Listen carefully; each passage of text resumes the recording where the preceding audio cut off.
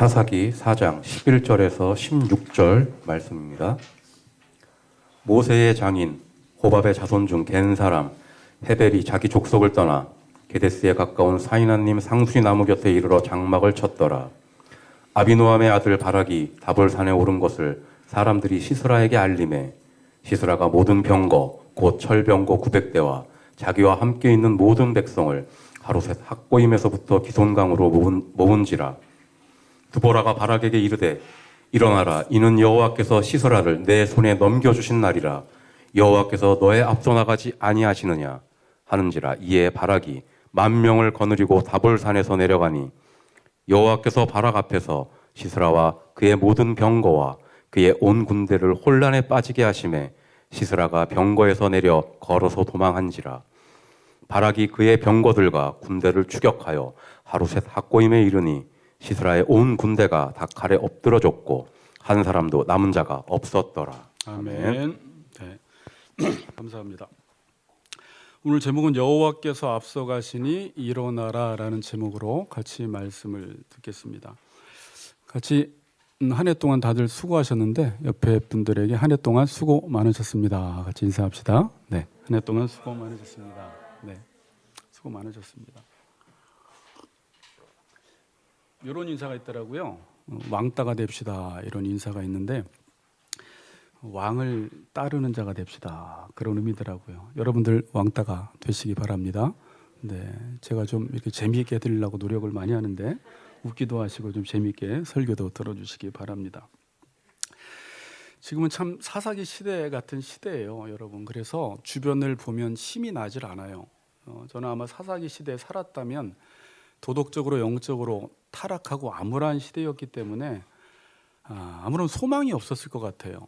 뉴스를 들어도 교계에서 들려지는 소식을 들어도 소망이 없어요. 이럴 때는 누구에게 집중해야 하냐면 우리의 소망 되시는 하나님의 약속에 우리가 집중을 해야 돼요. 왜 그러냐면 장차 하나님의 약속만 이루어질 것이기 때문에 현실을 보면 주저앉을 수밖에 없지만 하나님의 말씀은 반드시 성취되기 때문에 더욱더 어려운 시대에 하나님의 약속의 말씀에 집중하시기를 바랍니다. 자, 오늘도 하나님의 말씀에 좀 집중을 하겠습니다. 자, 오늘 본문은 이제 드보라와 바락이 이끄는 10,000명의 군대와 시스라가 이끄는 철병거 900대가 전쟁하는 내용입니다. 저도 이 내용이 좀 일찍 할 줄 알았는데 지금 세 번째, 또 다음 주에 야엘은 또 따로 또 설교를 해야 될 것 같아요. 오늘 이제 실제적으로 어떻게 전쟁이 이루어지는지에 대해서 좀 살펴볼게요. 자, 이제 드보라와 바락이 함께 게데스에 집결해서 납달리 자손과 스브론 자손 10,000명과 함께 다볼산으로 올라갑니다. 자, 10절을 보세요. 바락이 스불론과 납달리를 게데스로 부르니 10,000명이 그를 따라 올라가고 드보라도 그와 함께 올라가니라. 자, 이제 전쟁이 드디어 시작이 된 것입니다. 자, 그리고 11절은 제가 뛰어넘겠습니다. 11절은 이제 17절의 배경이 되는 구절이라 다음 주에 제가 설명을 드리기로 하고요. 이제 11절 이후부터는 이제 본격적으로 바락과 시스라가 전쟁하는 내용이에요. 자, 이제 전쟁이 시작이 됐는데 여러분들이 전쟁에서 일반적인 전쟁의 시각으로 보지 마시고 하나님께서 시스라와 그 군대를 내 손에 붙여 주셨다라고 말씀을 하셨죠. 그리고 지금 드보라와 바락은 순종해서 그 전쟁에 참여한 것입니다. 그럼 이때부터 이 보이지 않는 하나님의 손길이 어떻게 세밀하게 역사하시는지 여러분들이 거기에 집중해서 오늘 본문을 보면 재미있을 거예요. 그게 관전 포인트입니다. 자, 12절을 같이 한번 읽어보도록 하겠습니다. 12절 시작.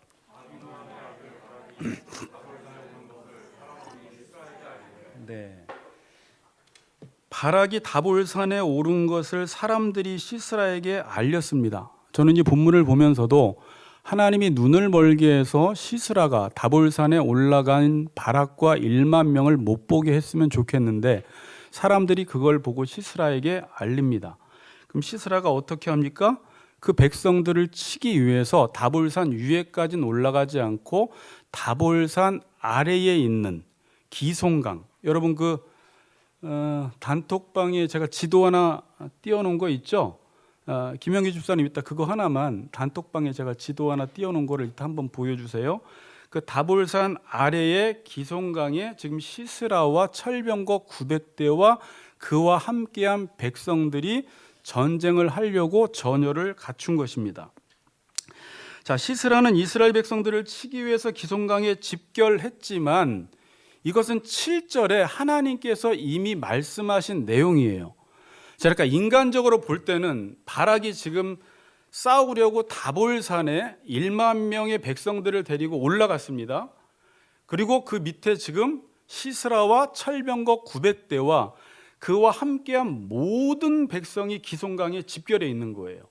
그러니까 이 숫자를 이야기하지 않는데 시스라와 함께한 모든 백성이라는 것은 몇만 명이 될지 몇십만 명이 될지 알지 못합니다. 그러니까 인간적인 눈으로 보면 둘이 지금 접전을 하는데 도저히 이길 수 없는 상황인데 이 상황을 누가 만들었는가? 하나님께서 만드셨어요. 그 내용이 7절에 나와요. 7절 보세요. 내가 야빈의 군대 장관 시스라와 그의 병거들과 그의 무리를 기송강으로 이끌어내게 이르게 하고, 이 말이 뭐냐면 하나님이 시스라와 철병거 900대를 기송강으로 유인했다라는 말입니다.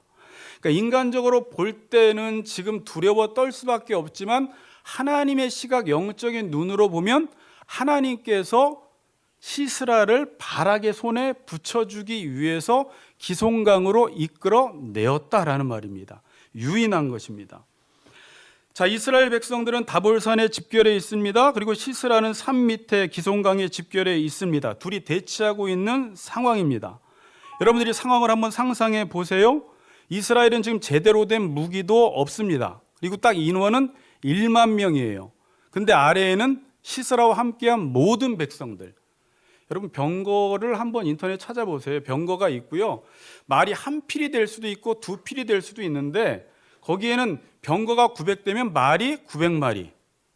병거가 900대인데 말이 2마리씩 한 마차를 끌면 말이 1800마리예요.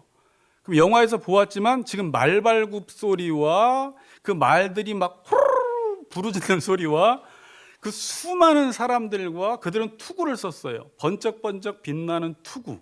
또 창과 검, 철로 만든 창과 검을 가지고 지금 공격을 하려고 합니다. 여러분들이 바락 입장에 있을 때 이게 얼마나 두려웠겠어요. 이스라엘 백성들이 사기가 꺾여지기에는 충분했습니다. 아마 겁을 많이 먹었을 거예요. 여기서 이스라엘 백성들이 아래로 내려가서 싸우면 내려가서 이길 승산이 있어요, 없어요? 없어요.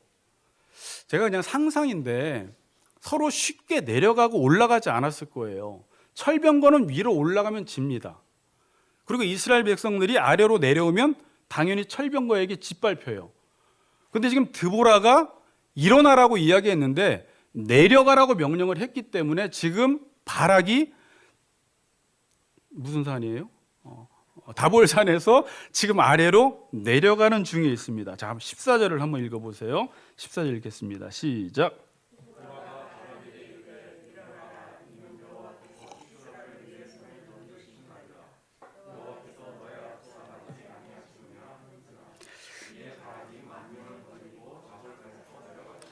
자, 드보라가 이러한 상황에서요. 드보라는 직접 전쟁에 참여하지는 않았던 것 같아요. 계속 선지자로서 명령을 했는데 바락에게 이르되 첫 번째 하는 말이 일어나라라고 말을 해요. 이는 여호와께서 시스라를 내 손에 넘겨주신 날이라. 그러니까 드보라는 계속해서 지금 있는 그 현재의 전쟁의 대치 상황을 보지 않고 계속해서 선지자로서 하나님의 말씀만을 붙잡고 하나님이 시스라를 내 손에 넘겨 주었다라는 말씀만 확신 있게 붙잡고 지금 움직이고 있는 거예요. 그러면서 첫 번째 하는 말이 뭐냐면 일어나라는 말입니다. 왜냐하면 이때는 일어나는 것이 쉽지가 않습니다. 주저앉아 있고 싶을 거예요. 전쟁하고 싶지 않을 거예요. 싸우고 싶지 않습니다. 그래서 첫 번째로 하는 말이 일어나라라는 말인데 이 일어나라라는 말은 성경에서 아주 중요한 말이에요. 여러분들 기억나세요? 시편에서 시편 3편에 다윗이 하나님 나를 공격하는 대적이 어찌 그리 많습니까? 라고 탄식을 하면서 여호와께 기도하는 내용이 나오는데 첫 번째 여호와여 일어나소서라고 이야기를 해요. 여호와여 일어나소서. 이게 쿰이라는 단어인데 단순히 일어나라는 말이 아니라 세우다, 이루다, 성취하다라는 말이에요. 그러니까 다윗이 지금 앞에 적군들이 너무 많아서 자기를 치려고 둘러싸고 있을 때 탄식하다가 하나님을 바라보면서 여호와여 일어나소서라고 기도를 해요. 그럼 이 뜻이 뭐죠? 여호와여 일어나셔서 여호와께서 그 언약을 빨리 이루어 달라고, 다시 말하면 그 적들을 쳐달라는 내용이에요. 근데 하나님이 인간에게 일어나라라고 이야기했을 때는 어떤 내용일까요? 하나님이 지금 약속을 반드시 성취할 때니까 일어나 나가라는 거예요. 서두르라는 거예요. 여러분들이 아이들에게 빨리 일어나 학교 가야지 그러면 학교에서 공부가 이루어지고 있기 때문에 일어나라고 이야기를 하잖아요. 그렇죠. 그러니까 하나님께서 우리에게 일어나라고 할 때는 그냥 일어나라고 하지 않고 하나님이 지금 약속을 이루고 계시기 때문에 그 약속을 이루기 위해서 네가 일어나서 서둘러서 그 약속에 동참하라는 뜻이에요. 그래서 이 단어가 어디에 쓰였냐면 창세기 3장 17절에 아브라함에게 너는 일어나 그 땅을 종과 횡으로 두루 다녀보라 내가 그것을 내게 주리라. 이 모든 땅을 내게 줄 테니까 하나님이 성취할 테니까 아브라함은 일어나서 종과 횡으로 두루 다니라는 거예요. 그럼 그 밟는 땅마다 다 네 땅이 된다는 말입니다. 그러니까 일어나라라는 말은 아주 중요한 말이에요. 오늘 드보라가 바락에게 일어나라 이는 여호와께서 시스라를 내 손에 넘겨주신 날이라 여호와께서 너의 앞서 나가지 아니하시느냐 빨리 일어나서 지금 앞에 있는 그 적군들을 치라는 말이에요. 다시 말하면 하나님이 밥상을 다 차려 놓으시고 너희들은 숟갈만 얹어놓고 그냥 먹으라는 것입니다. 여러분 이 일어나라는 것은 믿음으로 살라는 말이에요. 우리 권사님이 기도하셨지만 이 시대를 보면 또 그리스도인들을 보면 노아 시대처럼 다 먹고 마시고 취하고 장가가고 한 사람도 믿음으로 도전하는 사람이 없기 때문에 우리가 이 세상을 보고 내 감정을 보고 주변의 환경을 보고 믿는 사람을 봐도 하나님의 약속을 따라 내가 일어나서 그 약속을 이룰 만한 힘이 우리 안에 없어요. 하나님은 그래서 지금도 여러분들에게 일어나라고 말씀을 하세요. 왜요? 2023년도에도 하나님의 약속이 어마어마하게 여러분들에게 주어졌습니다. 누구만 그 약속의 성취자가 됐냐면 일어나서 믿음으로 산 사람들만 그 약속의 성취자가 됐어요. 2024년도에도요 하나님의 약속은 여러분들에게 여전히 주어집니다. 하나님은 지금도 언약한 대로 이루시기를 원하시는데 누구를 통해서 그 언약을 이루시냐면 하나님을 믿고 일어나 앞으로 나아가 그 땅을 밟는 자에게 하나님께서 그 땅을 여러분들에게 주신다라는 것입니다. 대부분의 사람들이 약속이 있음에도 불구하고 일어나지 않아요. 주저앉아 있습니다. 현실적 장벽, 우리 안에 있는 두려움, 20년 동안 철병거에 짓밟혀 있다 보니까 안 된다라는 우리의 믿음 없는 틀, 이 모든 것들이 신앙생활을 하면서 하나님의 약속의 성취자가 되도록 하지 못해요. 내년이 또 올 거예요. 조금만 있으면. 내년 한 해는 여러분들 일어나세요. 일어나셔서 여러분들에게 매일매일 주어지는 약속의 말씀을 드보라처럼 붙들고 믿음으로 살아갈 때 하나님께서 놀랍게 여러분들 삶 가운데 일하실 것입니다. 하나님이 내 손에 붙여 주셨으니 일어나라는 것입니다. 내 손에 붙여 주셨다라는 약속이 주어지면 일반적으로 성도들은 현실이 바뀔 것이라고 생각을 합니다. 내 현실에서 변화가 일어날 것이라고 생각해요. 하나님이 적군을 내 손에 붙여 주셨으면 이 당일날 철병과 900대에 무슨 문제가 생기든지 시스라가 전날 죽든지 아니면 그 말들이 갑자기 어떤 질병에 걸리든지 우리는 보통 이런 생각을 해요. 그런데 여전히 적군들은 그대로 있고 여전히 적군들은 강합니다. 그때 우리는 어떻게 해야 돼요? 여전히 말씀을 믿고 내려가는 거예요. 내려가는데요, 대안이 없어요. 하나님의 말씀을 믿고 살아가면 방법과 대안이 없는데 그냥 말씀만 믿고 믿고 따라가면 하나님께서 방법을 마련해 버리시는 거예요. 그래서 믿음으로 사는 사람들의 특징은 뭐냐면 지난 시간에 말씀드린 대로 때로는 무모해 보여요. 주변에서 어쩔 땐 이렇게 물어봐요. 목사님, 대안이 있습니까? 만일 바락에게 어떤 사람이 바락, 너 내려가서 싸울 대안이 뭐야? 방법이 뭐야? 지금 철병거 900대를 어떻게 이길 수가 있겠어? 계획서 하나 가지고 와봐. 바락은 아무런 계획서가 있질 않아요. 지금 이들이 믿고 가는 것은 여호와께서 그들을 내 손에 붙여 주셨다라는 말씀만 믿고 갑니다. 어떠한 방법도 없습니다. 그런데 하나님께서 방법을 마련하셔요. 근데 이 방법은요, 인간이 스스로 만들어낼 수도 없고 계획할 수도 없는 방법이라는 거예요. 그래서 믿음으로 사는 사람들이 나중에 간증하는 게 다 뭐냐면 나는 그냥 하나님이 하라고 하는 대로 했을 뿐이야. 하나님이 시키는 대로 갔을 뿐이야. 그런데 방법을 하나님이 기가 막히게 만들어내서 그때 그 사람이 찾아왔어. 그때 어떤 사람이 돈을 붙여 주었어. 그때 하나님이 그 사람을 마침 만나게 해주셨어라는 놀라운 간증들이 쏟아져 나오기 시작해요. 그런데 우리가 하나님의 일을 하면서 여러분, 제가 비상식적으로 살라는 말이 아니에요. 하나님의 말씀이 확실하고 아무리 기도해도 아무리 눈을 감고 묵상해도 이게 하나님의 약속이 맞다면 그냥 가보는 거예요. 그냥 해보는 거예요. 가보면 어떻게 돼요? 하나님께서 그때부터는 일하기 시작하세요. 아멘. 인사합시다. 일어납시다. 네, 졸지 마시고 일어납시다. 어떤 사람들이 그냥 하나님이 약속하셨어요. 그 약속대로 살면 됩니다라고 하면 말은 안 하지만 저는 그런 눈빛이 느껴져요. 역시 신앙인들은 미련해, 무모해, 아무런 대안도 없구나. 역시 목사님들이 하는 말은 똑같아. 그냥 순종하라고 하는 말밖에 없구나라고 하면서 돌려서 가는 사람들이 있어요. 제가 이 말씀을 묵상하다가 성도들을 그동안 20여 년 넘게 만나면서 여러 번 상담을 많이 했죠. 특히 청년들 상담을 많이 했는데 가끔은 청년들 상담할 땐 그렇지 않는데 이 어른들 상담할 때 왜 이렇게 많은 문제들을 끌어안고 있는지 교인들의 삶으로 들어가 보면 정말 많은 문제 가운데 살아가게 돼요. 근데 그들과 상담을 하다가 제 마음은 점장이처럼 어떤 대안을 주고 싶어요. 점장이처럼이라니까 나쁘게 듣지 말고요. 너무 안타까우니까 이렇게 사세요. 저렇게 해보세요. 저렇게 하면 방법이 생길 것입니다라고 대안을 주고 싶은데 그들이 현실 속으로 들어가면 어떤 말도 못하는 경우가 있어요. 도저히 제가 어떤 말을 해주어야 할지 너무나 큰 문제 속에 쌓여 계신 분들이 계신단 말이에요.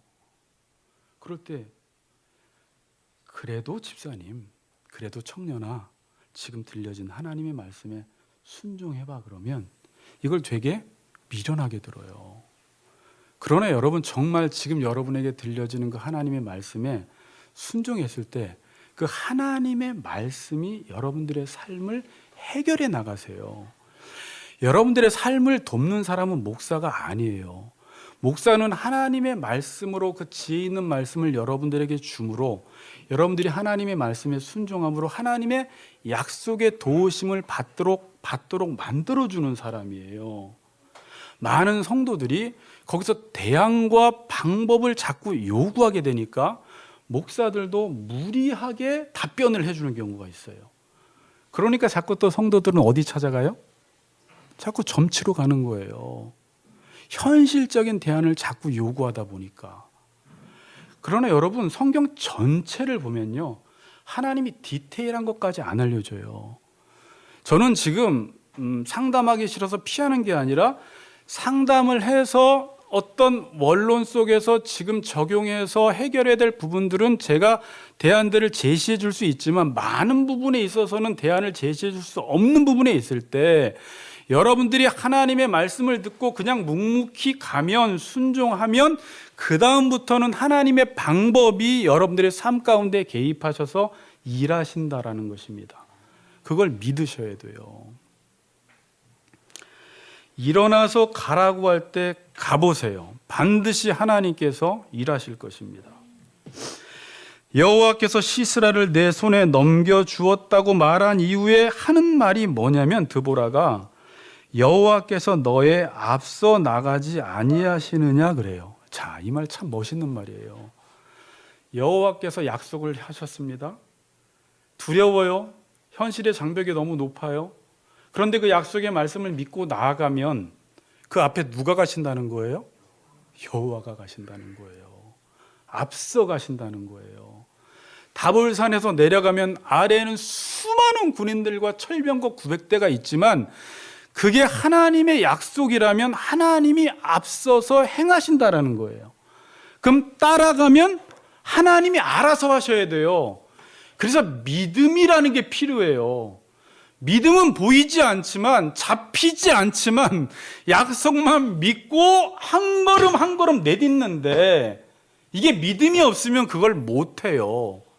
또다시 현실의 벽 앞에서 내 이성적인 사고가 너무 잘 돌아가서 거기서 멈춰버리면서 하나님의 역사를 경험하지 못하게 되는 것입니다.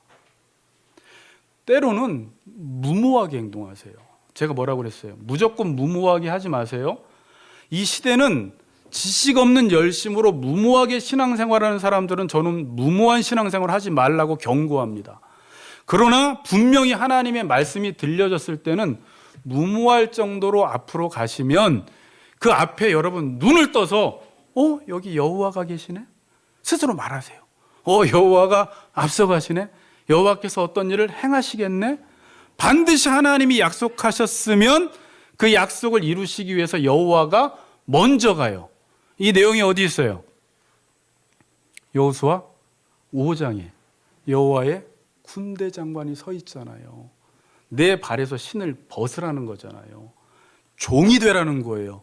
철저히 말씀만 붙잡고 따라가면 그 전쟁은 네 전쟁이 아니라 내 전쟁이라는 거예요. 여호와께서 직접 싸우시겠다라는 것입니다. 그러니까 우리는 기대하면 되는 거예요.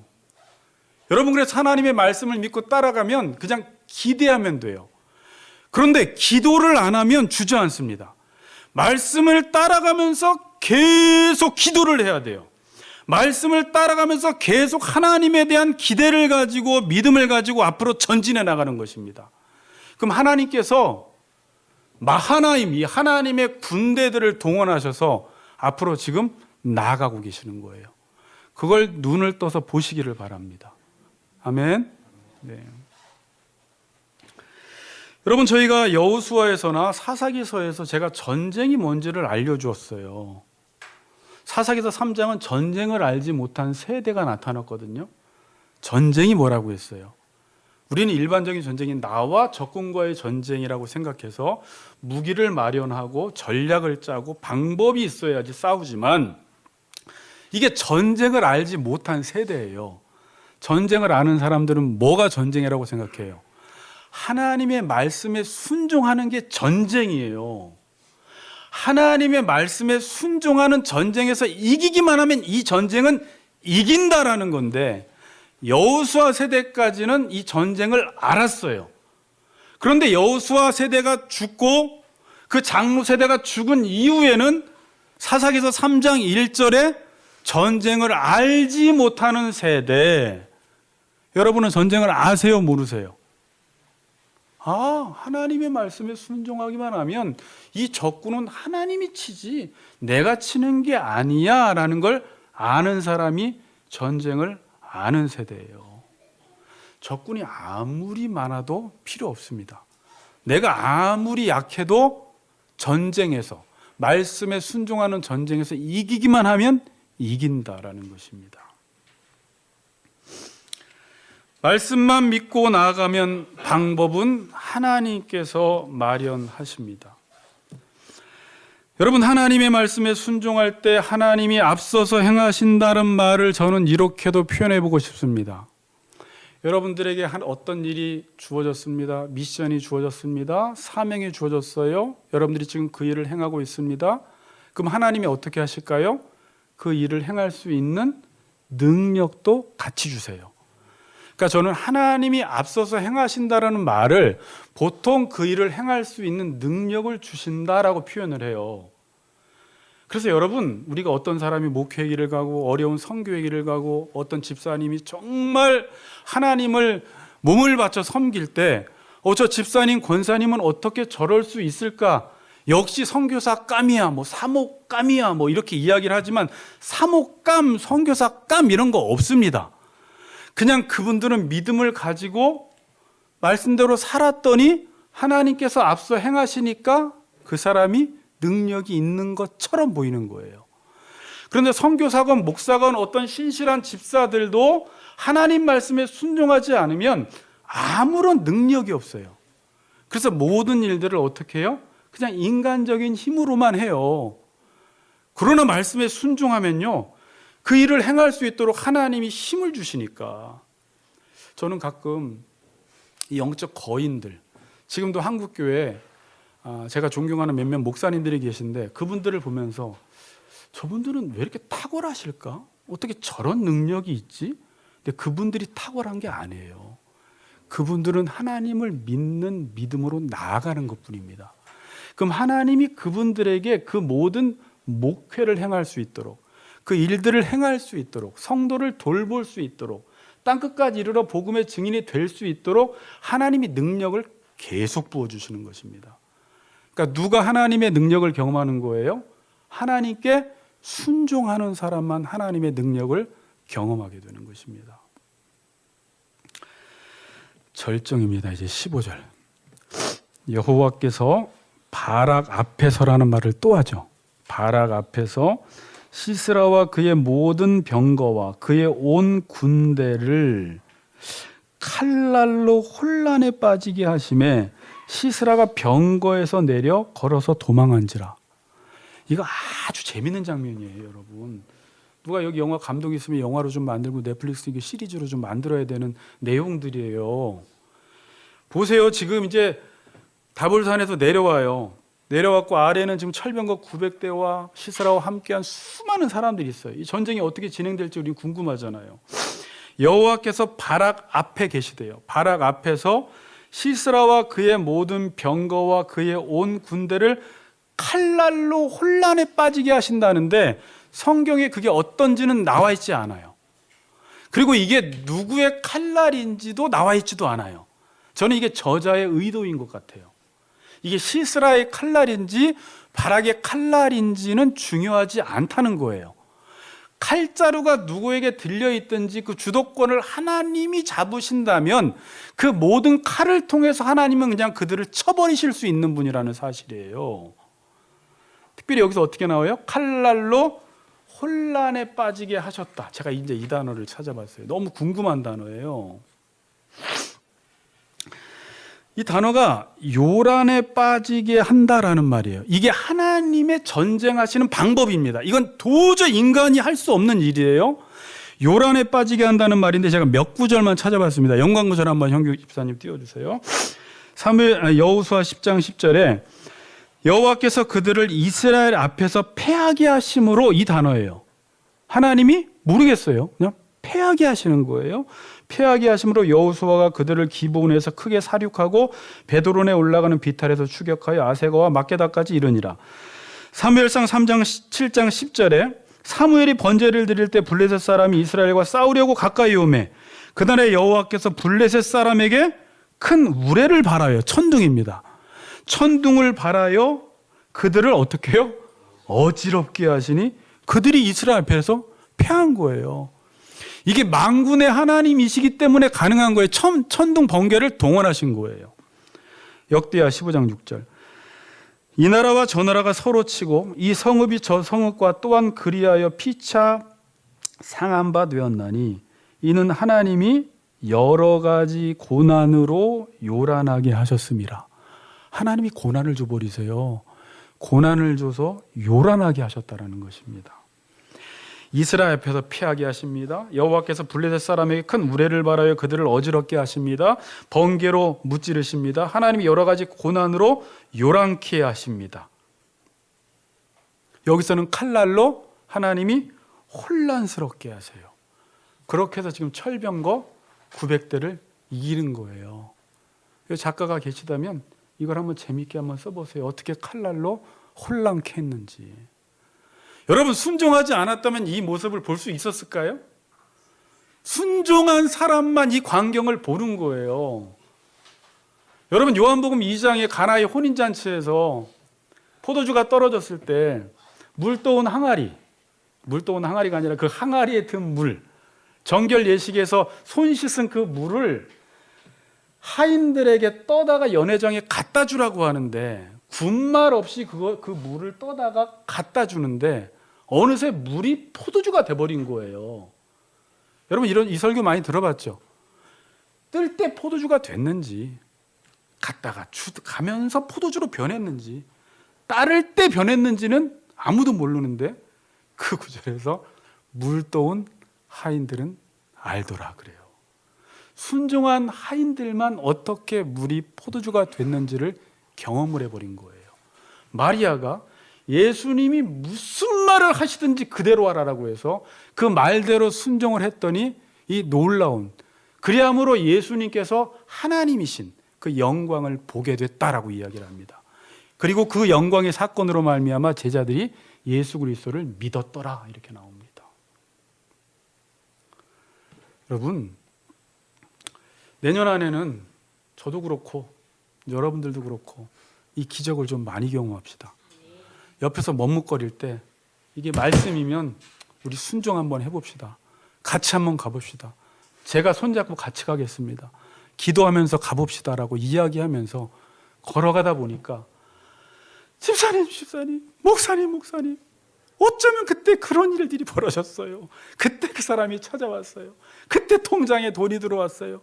이런 수많은 일들이, 통장에 돈이 들어왔단 말이 제일 좋죠.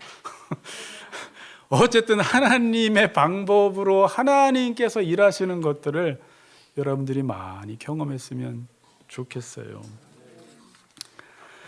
마지막, 시스라가 병거에서 내려 걸어서 도망한지라.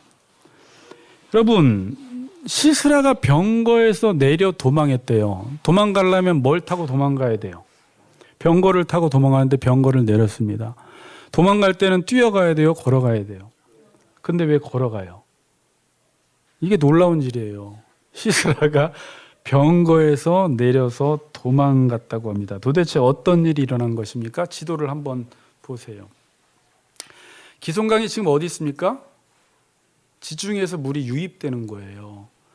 기송강은 큰 하나의 강줄기가 아니라 모세혈관처럼 세밀하게 기송강이 나와. 어디 갔어요? 카톡방 한번 보세요.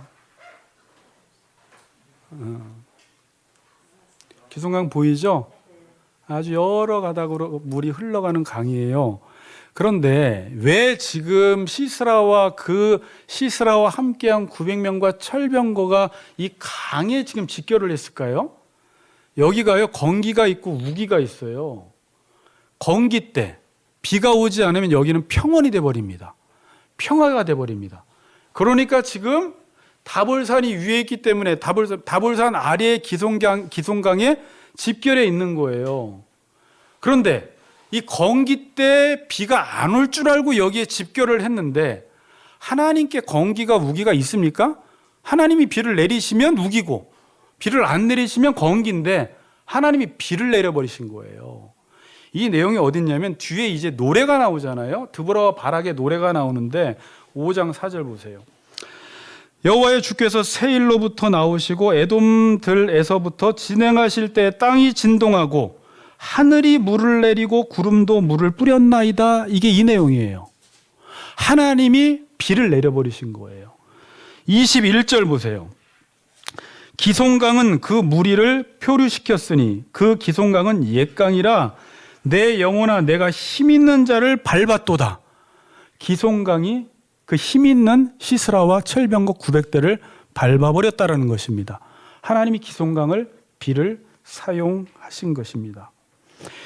자, 비를 내리니까 어떻게 됐어요? 지금 철병거 900대가 있습니다. 근데 비가 막 왔어요.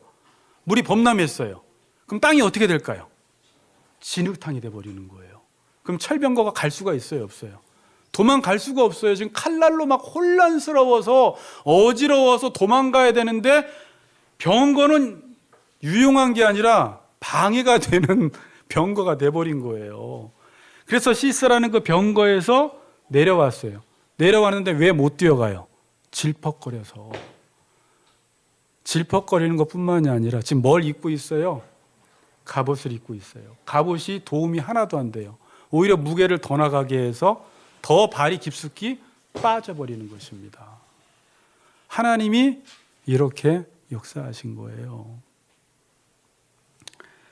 재밌지 않아요? 근데 이때 어떻게 됐는지 궁금해 죽겠어요. 누군가가 상상의 나라를 펼쳐서 이것도 영화 한 편 만들어 보면 너무나 재밌을 것 같아요. 얼마나 그 기우뚱기우뚱거리며 도망가는 그 시스라의 모습 우스꽝스러웠겠습니까? 질퍽질퍽거려서 병거들 다 내버려 두고 그 혼란스러운 모습 속에 모든 사람들이 다 죽었는데 시스라 혼자만 도망가요. 그건 다음 주에 지켜보겠지만 도망갔다가 결국 어떤 여인에 의해서 죽게 돼요. 그 당시에 철병거는 문명의 표지였고 야빈과 시스라를 승리자로 만든 최고의 병기였습니다. 지난 20년간 이스라엘을 괴롭힌 흉기였습니다. 그런데 지금 이 철병거가 시스라에게 가장 성가시고 귀찮은 존재가 돼버린 거예요. 자기를 살게 해줄 것 같은 철병거가 지금 죽게 만들어버린 것입니다. 나를 성공시켜 줄 것 같은 철병거가 지금 나를 죽게 만든 거예요. 여러분, 우리 인생 속에 이런 일들이 있어요. 모든 철병거가 다 나쁘다는 말이 아닙니다. 그 모든 것들이 그리스도 안에 있지 않을 때 여러분들이 돈을 우상으로 섬기며 돈을 최고로 여기며 살아가고 그 돈이 나에게 행복과 기쁨과 성공을 줄 것이라고 생각하며 모았던 돈이 어느새 내 인생의 족쇄가 돼버리고 그것 때문에 망하는 사람들이 있어요. 어떤 사람들은 하나님을 더 의지하지 않고 연줄 사람들을 더 의지하다가 명예를 더 의지하다가 그 명예에 의해서 내가 믿어왔던 사람에 의해서 큰 코를 다치는 경우가 있습니다. 내가 하나님보다 더 믿었던 그 힘이 자기 자신을 죽이는 경우가 있어요. 이 모든 것들이 그리스도 안에 있지 않으면 여러분들에게 도움이 되질 않고 그것이 여러분들의 인생을 공격할 때가 온다라는 것입니다. 16절 봅시다. 바락이 그의 병거들과 군대를 추격하여 하루셋 학고임에 이르니 시스라의 온 군대가 다 칼에 엎드러졌고 한 사람도 남은 자가 없었더라. 한 사람은 누가 남았는 줄 아세요? 시스라만 남았어요. 시스라 빼고 다 죽었어요. 여러분, 어떻게 이런 승리를 맛보게 된 것이죠? 바락은 용기 없어요. 1만 명 전쟁에 능한 자가 아니에요. 그들이 든 무기는 철병거가 아니에요. 이길 수 없었어요. 하나님께서 이기게 하신 것입니다. 하나님이 말씀의 검으로 이기게 하신 거예요. 그런데 저는 마지막에 결론이에요. 이렇게 내리고 싶어요. 바락이 드보라가 하나님의 말씀에 순종할 때 하나님이 앞서서 하나님께서 전쟁을 직접 행하심으로 이겼다라는 것입니다. 여러분, 그리스도인들의 삶 속에 있어서 순종이라는 것은 나약한 사람들, 미련한 사람들, 힘이 없는 사람들, 돈이 없는 사람들, 빽이 없는 사람들이 순종하는 것처럼 보이고 힘 있는 사람들은 그 돈과 힘과 능력으로 모든 일들을 다 하는 것처럼 보여서 순종하는 것이 되게 미련하게 보이지만, 자 보세요. 하나님께 순종하는 것은 그 어떤 것보다 강해요. 순종하는 게 가장 강력한 무기가 돼요. 왜냐하면 순종을 하면 그 하나님이 내 인생 속에 나타나셔서 적과 싸우시기 때문에 순종처럼 강력한 무기가 없는 것입니다. 아멘? 자, 여러분 논리적으로 생각하세요. 내가 하나님께 순종하면 이게 가장 미련해 보이고 항복한 것 같고 힘이 없는 사람들만 하는 행위 같지만 하나님께 순종했을 때 하나님이 내 인생 속에 직접 나타나셔서 적들을 치시는데, 내 인생에 내가 적을 치지 않고 하나님이 나타나셔서 적을 쳐서 이기게 하는 방법은 순종밖에 없다라는 것입니다. 아멘. 순종이 왜 중요한지 아시겠어요? 저는 내일이면 2024년도인데 헛된 기대감과 부푼 꿈을 여러분들에게 주는 것이 아니라 내년 한 해에는 제가 말씀을 잘 전하고 여러분들이 말씀을 잘 배우고 말씀을 듣다가 우리 인격 속에서의 말씀이 확신이 들면 여러분들이 그 말씀에 묵묵히 순종해 보세요. 주변에 해야 될 일이 많이 있지만 거기에 너무나 많이 에너지를 빼앗기지 마시고 순종하면서 하나님의 말씀에 순종하면서 그 일들을 행해 나갈 때 하나님께서 하나님의 방법으로 하나님이 만군의 하나님께서 모든 것들을 동원하셔서 여러분들의 인생 속에 여러분들이 할 수 없는 일들을 펼쳐나가시면서 이기게 하시는 그 하나님을 찬양하며 앞으로 전진하시는 우리 같이 걷는 교회 성도님들 되시기를 주의 이름으로 축복합니다. 아멘.